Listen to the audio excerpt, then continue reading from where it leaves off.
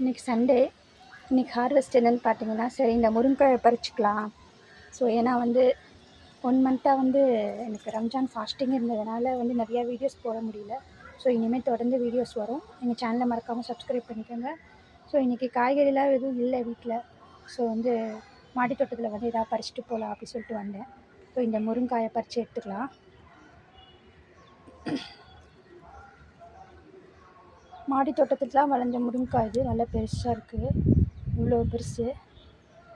So நம்ம என்னைக்காவது வந்து காய்கறிலாம் இல்லை அப்படின்னா நம்ம இந்த மாதிரி மாடி தோட்டம் வச்சுருந்தா நமக்கு வந்து ரொம்ப யூஸ்ஃபுல்லாக இருக்கும். வெங்காயம் தக்காளி மட்டும் இருந்தால் போதும், ஒரு சாம்பாரே வச்சு முடிச்சிடலாம். ஸோ அந்த முருங்கைக்காயை நான் கட் பண்ணி எடுத்துக்கிட்டேன். அடுத்து கொஞ்சம் தக்காளி, செரி டொமேட்டோஸ் இருக்குது, அதையும் கொஞ்சம் கட் பண்ணி எடுத்துக்கலாம்.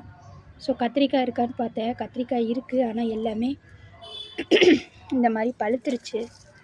ஸோ இதை வந்து விதைக்காக விட்டு வச்சுருக்கேன். ஸோ இது இருக்கட்டும். ஸோ நாம் இப்போ வந்து யோசிச்சு பாருங்களேன், சப்போஸ் உங்கள்கிட்ட எதுவுமே காய்கறி இல்லை, வெறும் வெங்காய தக்காளி மட்டும்தான் இருக்குன்னா, ஸோ இந்த மாதிரி முருங்கைக்காய், கத்திரிக்காய் இதெல்லாம் நம்மக்கிட்ட இருந்துச்சுன்னா, வெறும் வெங்காயம் தக்காளி மட்டும் இருந்தால் போதும், இந்த முருங்கைக்காயும் கத்திரிக்காயும் வச்சு ஒரு சாம்பார் வச்சிடலாம். ஸோ இந்த மாதிரி மாடித்தோட்டம் வளர்க்குறது ரொம்ப யூஸ்ஃபுல் தான். ஸோ நீங்களும் இது மாதிரி ட்ரை பண்ணுங்கள். மாடித்தோட்டம் எல்லோரும் வந்து வீட்டில் வைங்க.